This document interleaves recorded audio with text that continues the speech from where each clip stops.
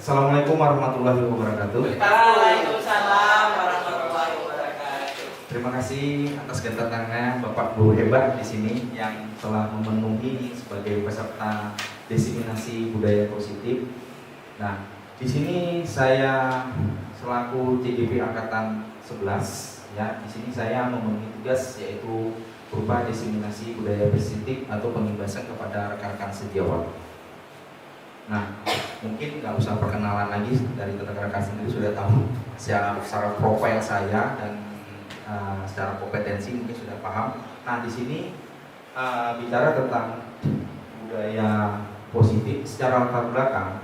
Budaya positif yang dimana ingin kita kembangkan di sekolah, yaitu budaya positif ini di sekolah sangat penting untuk mengembangkan karakter kuat dan akhlak sesuai dengan profil pelajar Pancasila, di mana sekolah perlu menyediakan lingkungan yang positif, aman, dan nyaman agar peserta didik bisa berpikir, bertindak, dan menciptakan dengan merdeka, mandiri, dan bertanggung jawab.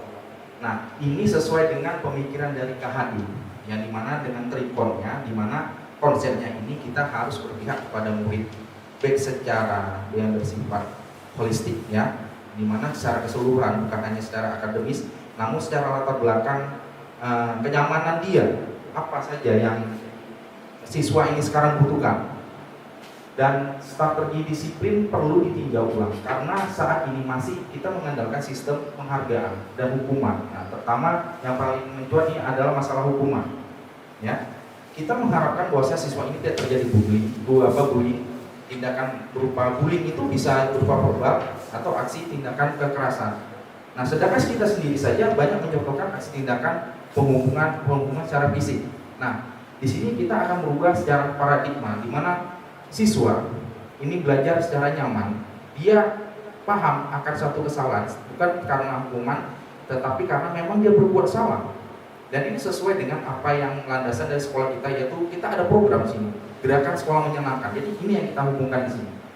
Dan bukan disiplin positif berbasis motivasi internal juga atas misalnya reward. Nah, saya nih pasti nanti harus rajin sekolah dengan harapan dapat nilai tinggi.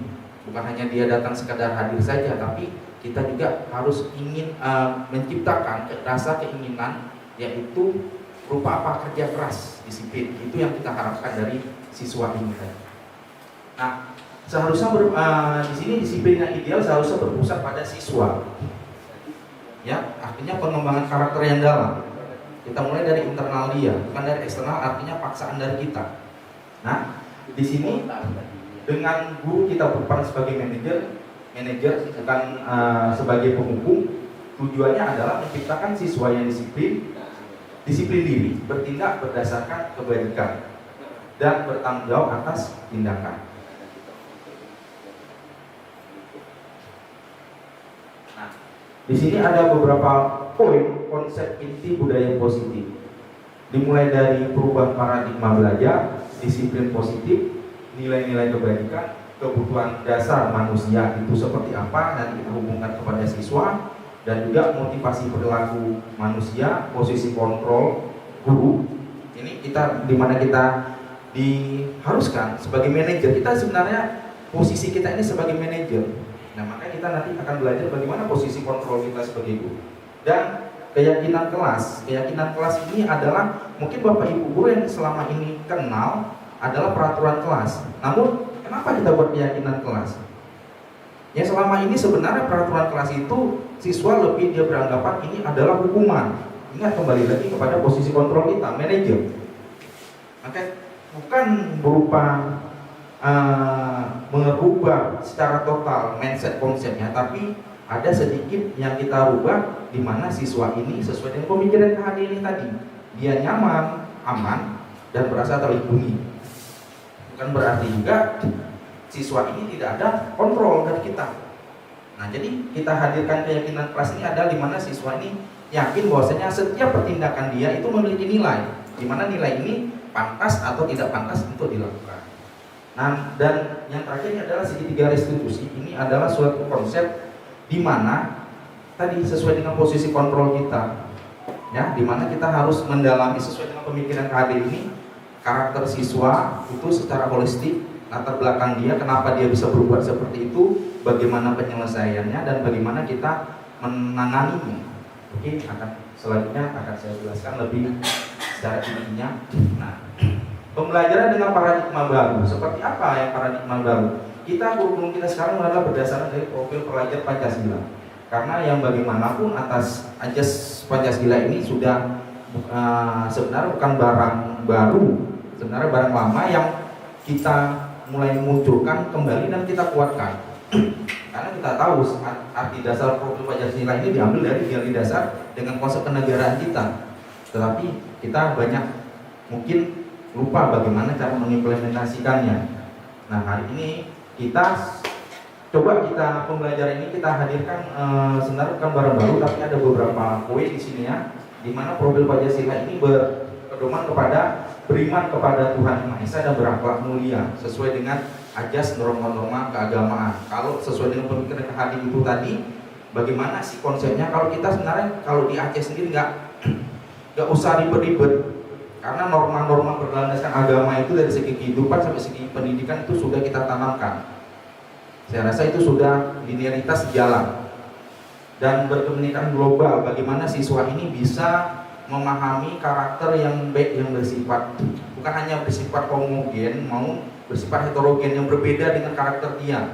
Biasanya kalau siswa yang tidak menerima yang sifat heterogen itu bisa cenderung terjadi bullying. Mungkin guru-guru BK tahu dia perbedaan fisik, perbedaan dengan latar belakang itu sering. Makanya dengan hadirnya paradigma yang baru dasar profil pelajar Pancasila ini, karakter yang kuat yang tertanam kepada siswa dengan landasan norma-norma baik itu agama maupun norma sosial lebih tertanam dan mandiri, bergotong royong, bernalar kritis, kreatif.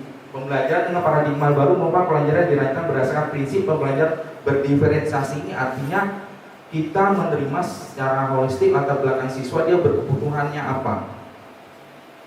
Ya, jangan kita masuk artinya ketika kita melakukan salah satu metode pembelajaran terkadang lebih kepada saya mau bersifat penjelasannya nanti secara verbal, sedangkan siswa ada yang bersifat nanti kinestik dan sebagainya, kita enak-enak sendiri, kan itu yang membuat kecenderungan siswa yang lebih kurang untuk mengikuti pembelajaran kita.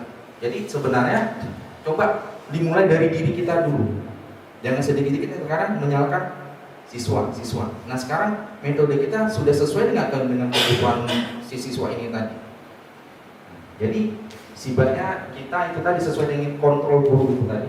Kebutuhan berdasarkan tahap perkembangan sesuai teori psikologi modern untuk mewujudkan profil pelajar Pancasila. Di sini ada tabel, di mana tabel ini bagaimana kita mengubah paradigma stimulus respon ke pendekatan teori kontrol. Nah, kita mulai dari misalnya stimulus respon, ya, realitas, kebutuhan. Kalau kita secara umum stimulus respon kita sebenarnya kalau secara umumnya kebutuhan kita sama. Sama yang seperti apa? Apalagi kalau kita satu profesi. Tapi kalau kita secara individualistik dari kontrol realitas kebutuhan kita berbeda. Nah, jadi hal inilah yang bisa saja membuat kita terjadi gap itu di lapangan itu tadi. Artinya, apa yang kita butuhkan kepada siswa belum tentu siswa dia membutuhkan apa dari kita. Nah, jadi ini yang akan kita mencari titik temunya. Semua orang melihat hal yang sama. Ini secara universalnya, secara khususnya bisa saja seorang memiliki gambaran yang berbeda. Dan mungkin saja di sini mungkin apa yang saya menurut dari pemikiran saya, menurut saya sama, bisa saja mungkin terjadi yang sebaliknya. Kita mencoba mengubah orang agar berpandangan sama dengan kita. Nah, secara teori kontrolnya, faktanya kita berusaha memahami pandangan orang lain tentang dunia. Artinya kita tidak mungkin kita ada rasa keinginan untuk mengajak orang lain mungkin kegiatan positif, bisa gotong royong lah. Kita bilang aja seperti itu. Ya, artinya gotong royong ini memiliki nilai apa? Ada nilai khusus di situ kan, misalnya apa, kebersihan. Terkadang orang yang kita ajak mungkin dia kok apa ini, nah, belum tentu juga itu penting bagi dia. Mungkin bagi saya penting untuk kebersamaan, tapi yang bersamaan ini belum tentu itu penting bagi dia. Nah, jadi teori kontrolnya bagaimana? Perilaku buruk dilihat sebagai suatu kesalahan. Semua perilaku memiliki tujuan, baik yang salah maupun yang benar semua memiliki tujuan. Nah, begitu juga bagaimana kita cara memperhatikan perilaku siswa. Terkadang ada siswa yang terlambat, bahwasanya itu kan kegiatan yang salah. Tapi pernah nggak kita melakukan secara kontrolnya, melihat perilaku kenapa dia bisa terlambat? Alasannya apa? Apakah ban dia bocor? Atau dia menunggu giliran untuk diantar ke sekolah dengan orang tuanya bergilir? Ada yang seperti itu. Yang kita biasa secara umum universal biasa memandang bahwa siswa itu siswa terlambat wajib dihukum. Tapi kita kan sekarang jarang mendalami hal-hal yang mungkin sepele bagi ini. Nah, nanti ada teori kontrolnya kita hubungkan dengan segitiga restitusi tadi. Dan orang lain bisa mengontrol saya. Hanya Anda yang bisa mengontrol diri Anda sendiri. Nah, orang lain terkadang bisa mengontrol diri kita, tetapi diri kita terkadang hanya kita diri sendiri. Itu sering terjadi di kita. Dan saya bisa mengontrol orang lain, Anda tidak bisa mengontrol orang lain. Ini juga sering terjadi. Pemaksaan pada saat bujukan gagal. Pernah nggak Bapak Ibu di sini membujuk orang gagal? Gimana Pak Andri? Pernah Pak Andri? Sering Pak. Sering ya. Dan teori kontrolnya kolaborasi dan konsensus dengan pilihan-pilihan baru. Nah, itu biasanya sering gitu. Konsensus pilihan-pilihan baru. Biasanya kalau misalnya Bapak gagal, mungkin secara perasaannya kecewa. Setelah itu apa upaya selanjutnya Pak Andri? Saya guru BK-nya biar tahu nih masalah psikologi. Enggak itu. Ya. Bisa. Oke. Model berpikir menang kalah. Model berpikir menang-menang. Nah, ini biasanya lebih kemana nih kalau biasanya se-individualistik? Lebih ke ego ya. Kadang-kadang kan, apalagi ada aturan. Nah, biasanya ada yang sifatnya individual itu apa itu aturan, nggak penting kebersamaan. Yang penting saya adalah saya, aturan urusan mereka. Itu bisa sering ada itu. Nah, kayak saya kalau. Nah, yang apa-apa kan betul seperti tadi teori yang saya katakan, belum tentu apa yang menurut pendapat saya dan sepakat di Bapak dan itu memang sering terjadi. Nah, makanya di sini kita hadirkan, mari kita berdiskusi sama-sama dan bagaimana kedepannya kita implementasikan. Jadi hal ini bukan hanya untuk diri kita, juga untuk anak didik kita nanti kedepannya. Ya, jadi apa yang kita lakukan hari ini sebenarnya nanti responnya ini bisa saja sebulan, 2 bulan, bahkan berapa tahun ke depan.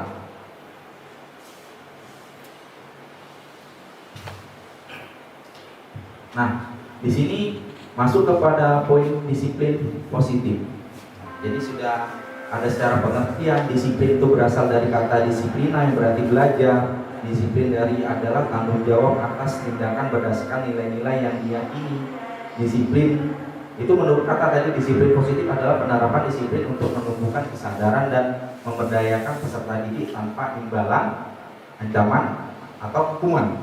Nah, jadi secara kesimpulan disiplin itulah tujuan kita sebagai pendidik adalah membentuk peserta didik yang berdisiplin, berperilaku berdasarkan nilai kebajikan universal umum dan memiliki motivasi intrinsik. Nanti motivasi secara dalam ya diri dia sendiri untuk berubah ke arah yang lebih baik. Artinya disiplin positif yang ingin ditanamkan tadi, kita berharap siswa ini lebih dia tumbuh kepada kemauan dia sendiri, bukan karena kemauan eksternal, paksaan orang lain. Nah, biasanya kalau itu memang terjadi, itu akan kuat.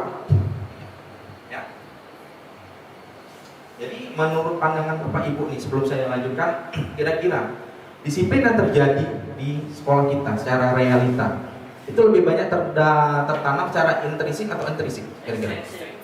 Intrinsik, artinya paksaan dari luar ya. Tapi jangan pemberian hadiah juga merupakan ekstrinsik ya. Pemberian hadiah, semangat penghargaan juga ekstrinsik. Yang kita mau kan intrinsik. Ya, Berarti dari harus intrinsik. menyadarkan anak-anak ya kan. Ya. Sementara ini kalau kita lihat di sekolah kita dominan faktornya itu malah lebih ke arah peraturan. Karena peraturan juga bagus tidak peraturan, tentu kita bilang jelek, belum juga kita bilang nggak bagus. Cuman satu konsep yang salah adalah peraturan itu adalah mengarahkan dari top down, jadi dia dari atas ke bawah. Sementara yang kita inginkan adalah Dari Bapak. ke atas, muncul dalam dirinya sendiri sehingga yang nantinya menjadi kebiasaan. Baik, terima kasih masukan dari Pak Khairul Rahman. Nah, jadi inilah harapan yang ingin kita tumbuhkan, Bapak Ibu sekalian, di mana siswa ini menerapkan disiplin positif itu tanpa adanya paksaan dari luar, artinya keinginan dalam. Yang ingin kita tumbuhkan adalah dari bawah ke atas, bukan atas ke bawah karena perintah ini. Jadi hal inilah yang kalau kita bisa menjalankannya itu akan terus tumbuh kepada karakter si anak, bahkan sampai ya sisa masa hidup dia mungkin akan dia terapkan. Jadi sesuai dengan pemikiran Trikon IHD ini tadi secara holistik yang dalamnya.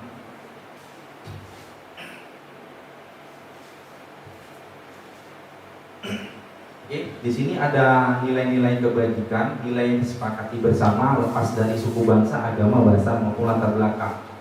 Nah, ini ada contoh nilai kebajikan institusi atau organisasi. Profil pelajar Pancasila: beriman, bertakwa pada Tuhan Yang Maha Esa, berakhlak mulia, berkebinekaan global, gotong royong, mandiri, kreatif, dan bernalar kritik. Ibu Primarius program PGP: toleransi, rasa hormat, integritas, mandiri, menghargai, antusias, empati, keingintahuan, kreativitas, kerjasama, percaya diri, komitmen. Keterampilan hidup, life skill: dapat dipercaya lurus hati, pendengar yang aktif, tidak merendahkan orang lain, dan memberikan yang terbaik dari diri. Jadi ada beberapa nilai-nilai kebajikan, baik itu yang bersifat suku bangsa, agama, bahasa, dan moral. Ini adalah satu contoh. Nah, ini tadi yang kita bicarakan, kita hubungkan nanti dengan yang penjelasan yang awal, kebutuhan dasar manusia. Nah, kebutuhan dasar manusia itu adalah segala sesuatu yang kita lakukan untuk mendapatkan apa yang kita inginkan. Seluruh tindakan yang kita lakukan memiliki tujuan tertentu, dan semua usaha terbaik kita akan lakukan adalah dalam rangka agar kebutuhan dasar kita terpenuhi dengan baik. Baik kebutuhan untuk hidup nyaman, ya, bahkan kebutuhan untuk apa lagi? Kebutuhan jasmani dan rohani lah secara konsep pokoknya.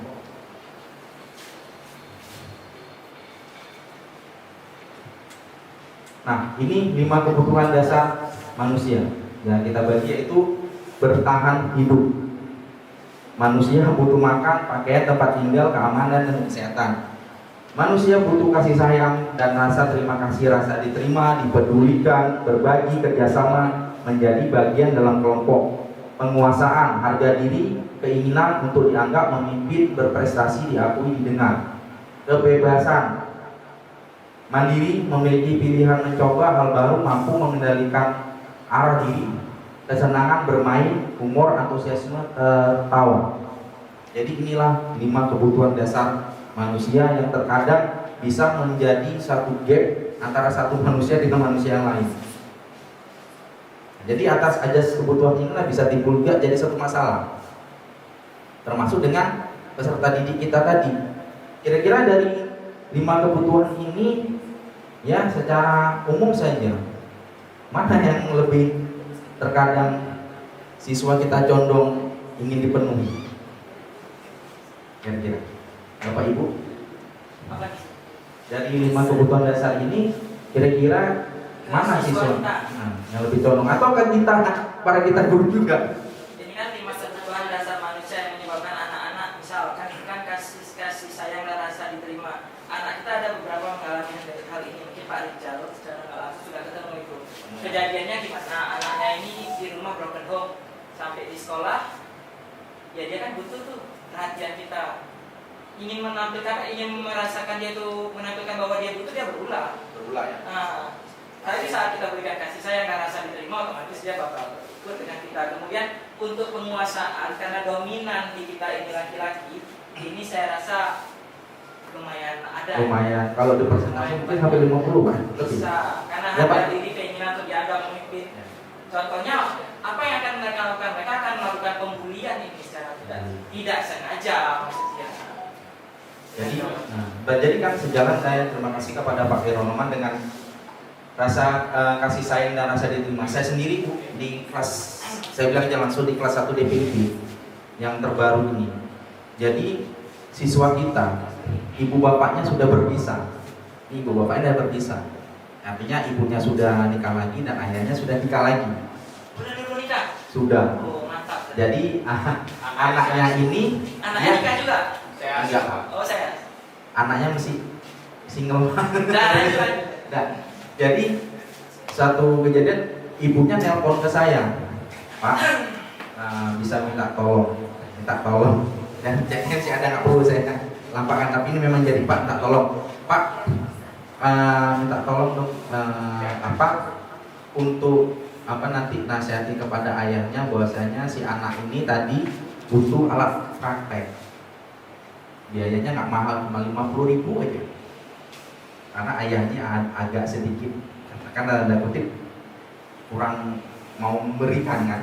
Jadi kalau misalnya saya yang mungkin menjelaskan sebagai wali kelas mungkin paham, dengan cara saya. Jadi konsepnya seperti apa?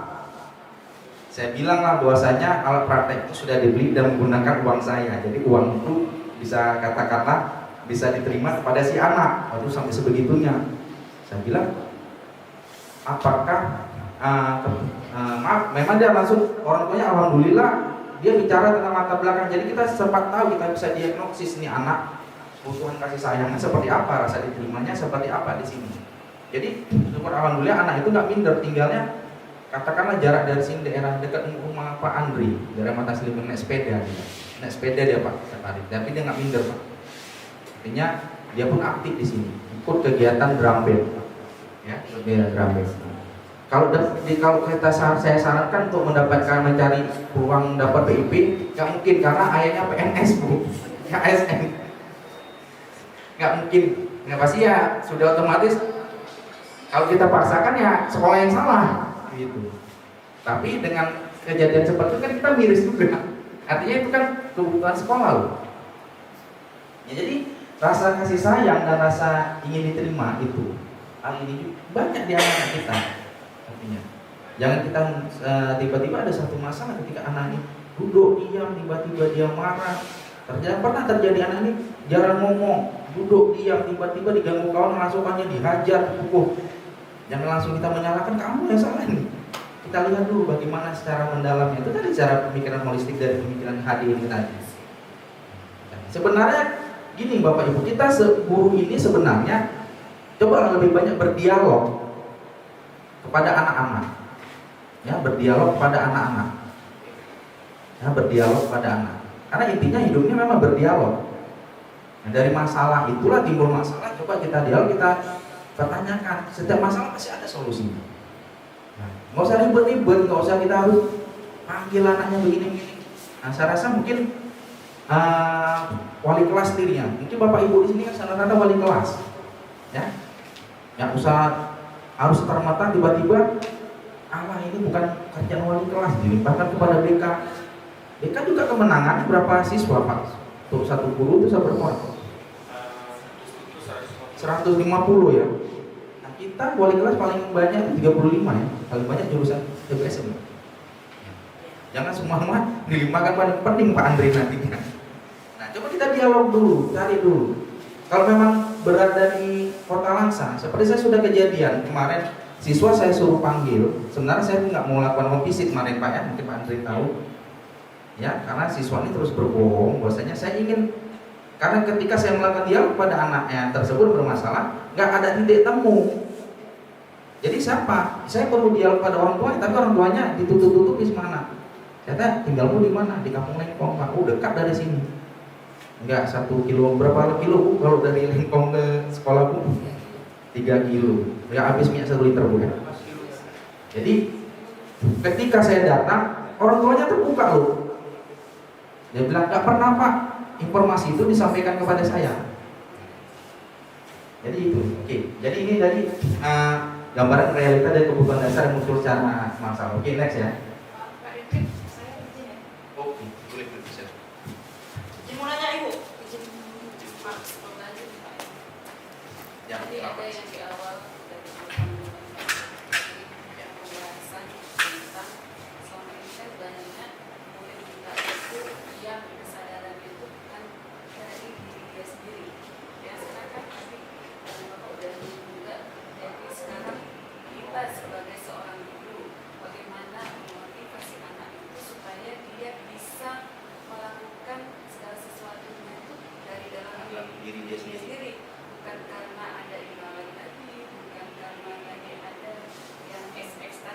misalnya mengumpulkan tugas. Siapa yang mengumpulkan tugas cepat nanti dikasih poin sekian ya.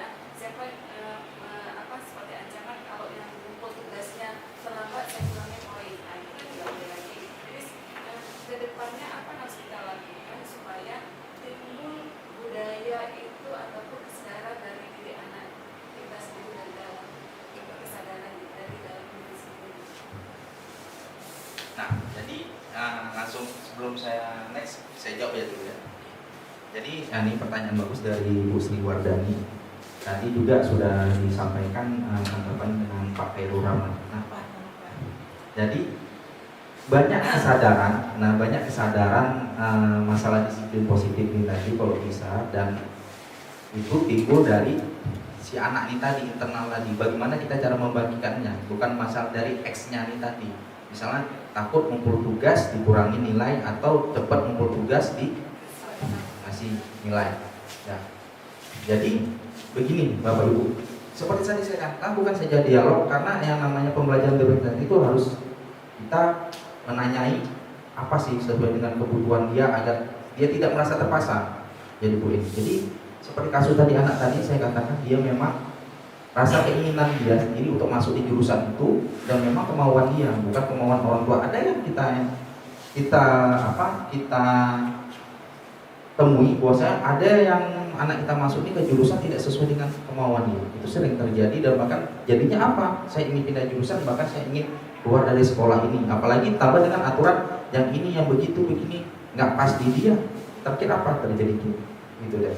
Jadi masalahnya sebenarnya itu tadi, dan kita ya namanya sebagai wali kelas itu tadi manajer, nggak mesti kita harus ada masalah ya. Hanya apa masalahnya?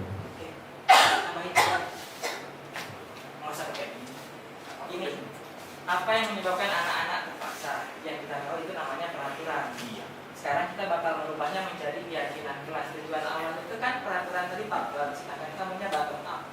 Bottom up itu dari bawah. Makanya kita buatkan ke anak-anak satu versi baru. Mungkin Pak Andre tahu ya itu keyakinan kelas ya? Iya Pak. Keyakinan kelas itu dibuat dengan harapan anak-anak itu menyadari sendiri bahwa segala sesuatunya itu apa sih yang baik untuk dia. Nanti kalau ada peraturan, nanti ini peraturan A. Itu Kalau kita- ini melanggar peraturan ini, berarti konsekuensinya seperti ini. Iya. Konsekuensinya tadi itu berbentuk seperti ancaman atau untuk mengarahkan? Gak ada. Kalau keyakinan kelas itu kita mengajak anak, membudayakan anak, menyadarkan anak. Karena kan dari dalam dirinya itu dimunculkan. Kalau dia melakukan ini efeknya apa? Kalau dia melakukan ini efeknya apa? Nah, ada konsekuensi juga kan? Dan tidak menjaga PR. Dia kamu tahu kan? Kalau saya nggak menjaga PR, harus bagaimana? Nah itu nanti balik ke restitusi. Kita cari tahu kenapa si anak tidak mengerjakan PR. Bisa jadi saat dia ingin mengerjakan PR di rumah, adiknya ribut di sekitar dia. Atau dia bekerja siang. Maka itu balik ke restitusi namanya. Mungkin ini belum sampai ya. Nanti ada, itu dia. Ada restitusi namanya. Nanti ada semua itu. Sedangkan keyakinan kelas itu bagian dari budaya positif. Kesepakatan kelas itu keyakinan kelas kan? Keyakinan kelas. Keyakinan Tapi itu kelas. ini Pak sedikit saya tambahkan. Ya. Kesepakatan kelas itu bukan dari si guru tersebut. Iya, itu dia. Intinya dari anak. Iya, jadi dari dia untuk dia. Iya. Jadi Makanya lah sifatnya bottom up tadi. jadi mereka sendiri yang cari. Itu pun disadarkan juga dengan norma-normanya. Iya. Ada. Berarti langkah pertama, keyakinan kelas itu dari keinginan siswa itu sendiri. Iya. Dengan arahan kita. Dan bukannya tidak ada. Pengarah dari si guru. Iya. Kita cuma ngasih isi-isi aja. Nah, Bagaimana membimbing. membimbing aja. Di Memfasilitasi. kelas itu banyak guru yang masuk. Apakah konsekuensi, maksudnya peraturan si guru A nanti beda, Nah. si B beda, atau memang satu kesatuan? Gini, terkait itu yang keyakinan sama ada kelas dengan- itu nanti bakal dibuatkan kayak poster, ditempel dan guru bisa melihat. Bagian guru yang masuk kelas ada namanya kesepakatan kelas saat masuk. Iya. Dan itulah yang saat ini bakal kita uji untuk observasi praktik kinerja di PMM. Kesepakatan kelasnya ya. Jadi Keyakinan kelas sudah di kelas Pak Asari ada. Seharusnya wali kelas masing-masing sudah membuat. Iya, keyakinan kelas. Antara keyakinan dengan kesepakatan kelas itu nanti mana beda? Berhubungan. Berhubungan desa Pak.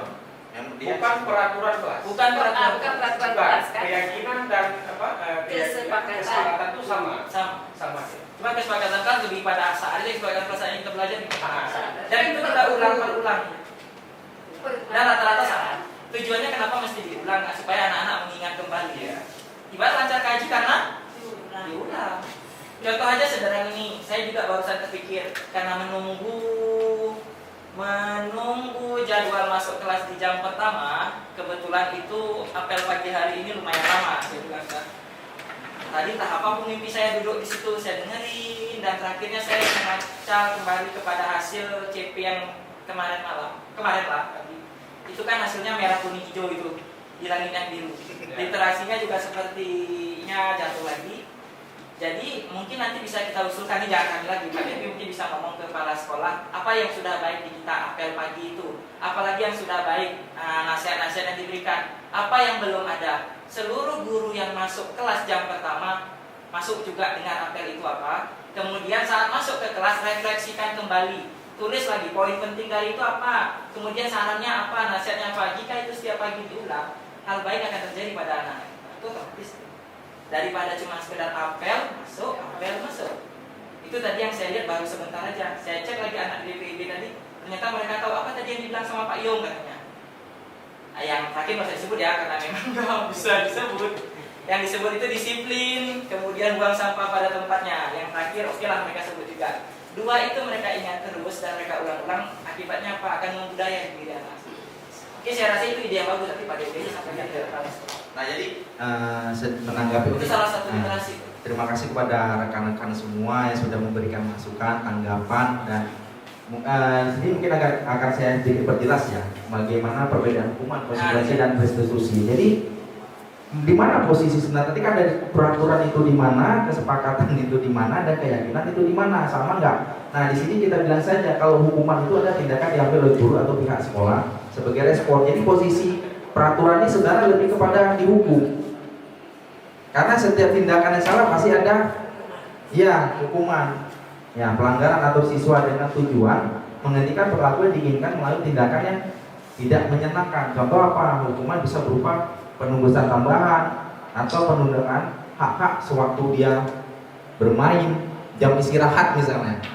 Kalau kamu udah terlambat, udah begini sesuai dengan aturan sekolah, udah kamu jangan istirahat, tetap nanti ada hukuman untuk kamu, apakah membersihkan WC dan sebagainya. Nah, itu tadi, jadi kalau hukuman mungkin berupa peraturan, posisinya di hukuman, tapi di sini yang ditimbulkan kesepakatan dan keyakinan kan. Nah, konsekuensi adalah hasil alami dari perilaku yang terjadi tanpa campur tangan guru. Misalnya apa? Jika siswa tidak menyelesaikan tugas, konsekuensi adalah tidak siap untuk ujian atau tidak mendapatkan nilai yang baik. Ketidaksiapan dia sama tadi kalau dengan Pak Rahman, ada tugas, kenapa kok dia nggak siap, kenapa dia nggak nyaman. Misalnya ada PR di rumah, itu tadi kondisi rumahnya aja kadang-kadang kita kan nggak tahu bagaimana. Bisa saja mungkin ya kalau yang anak tunggal mungkin agak nyaman sedikit, kita nggak tahu kalau dia mungkin 9 bersaudara. Main bola. Iya Pak, iya ada Pak, ada yang anak saya yang paling apa? Oke ya. Nah, yang ketiga, ini restitusi. Restitusi sebenarnya bukan hukuman Bapak Ibu sebenarnya. Restitusi ini sebenarnya adalah mengobati sebenarnya hubungan yang katakan yang dulu ibarat seperti luka kita perbaiki. Jadi restitusi ada upaya memperbaiki kerusakan yang disebabkan oleh perilaku siswa berfokus pada pemulihan dan tanggung jawab. Contohnya, jika siswa merusak properti sekolah, restitusi bisa berupa memperbaiki atau mengganti barang yang rusak.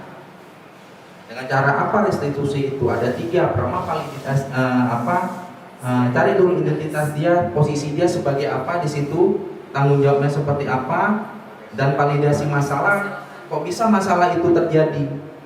Nah, kita seperti ini tadi. Misalnya siswa berkelahi, kita kan nggak tahu asal penyebabnya apa. Jadi kita datang anak ini sudah luka parah. Nah, kita beritahukan yang siapa yang memukul duluan. Kenapa dia membalas? Pasti rasa sakit itu balas ada kan? Yang nama manusia kita jelaskan lagi, identitas kamu sebagai manusia dilarang untuk menyakiti sesama manusia, kan begitu. Nah, jadi restitusi seperti itu. Pengeksekusiannya apa itu tadi? Buat dia merasa bersalah atas tindakan yang salah. Bukan Mengetahui kesalahan. Ya, mengetahui kesalahannya tadi, mengetahui kesalahan dia. Bukan berarti harus ini kalian udah anaknya udah buka lebam makin kita kasih hukuman lagi, makin kita jemur lagi, makin panas dia anak ini. Apalagi kita siswa. Silang dulu. Oke. 5 posisi kontrol guru.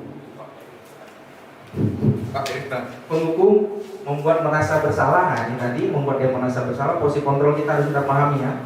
Sebagai teman, pemantau, manajer. Kira-kira Bapak Ibu guru berada di posisi mana nih kalau sebagai posisi kontrol? Saya manajer. Semuanya merangkap. Yang paling bagus. Saya manajer aja. Oh, Pak Vero manajer, Pak Ya, Andri saya memang semuanya Bu manajer. Eni yang mana? Manajer. Pak Ferry, Yang pertama Pak. Saya pertama. mau jadi penghukum sama pembuat merasa bersalah. Biar Bu mereka Jun, stres. Bu Bensu, pemantau, mantau-mantau aja. Ya, karena sebagai apa? Walaupun sebagai wali kelas. Ada videonya bagus nih kita tonton. Penghukum itu seperti apa? Ada videonya? Tidak ada. Ada. Dilanjut. Oke, Penghukum berarti dia menghukum kerjanya. terkadang begini Pak, yang namanya gini ya, yang namanya penghukum maka itu tadi kita harus, ini kan posisi kontrol dia ada 5 tadi ya. Pak penghukum saya telat nih contohnya. Nah, gimana?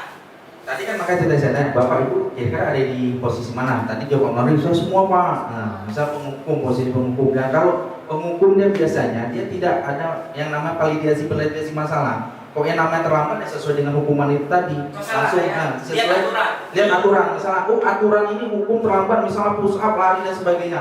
Ya diterapkan. Terkadang Karena misal gini, tiba-tiba lihat anak nih. Kok kenapa nggak bawa kamu pusat 10 kali? Karena penghukum itu sifatnya bisa saja dadakan. Iya, dadakan. Dia- Respon. Karena dia respon dari apa yang respon yang ditulis. Tapi kalau sebagai dia misalnya, oh saya sebagai manajer, pasti dia tanya dulu, balik lagi, kok bisa terlambat? Kalau dia memang melakukan restitusi tadi ya. nah, restitusi, lihat tadi kesepakatan apa? Lihat, kita kan menarik dia tadi, bahwasanya tindakan dia salah, walaupun dia kata bocor ban dan sebagainya.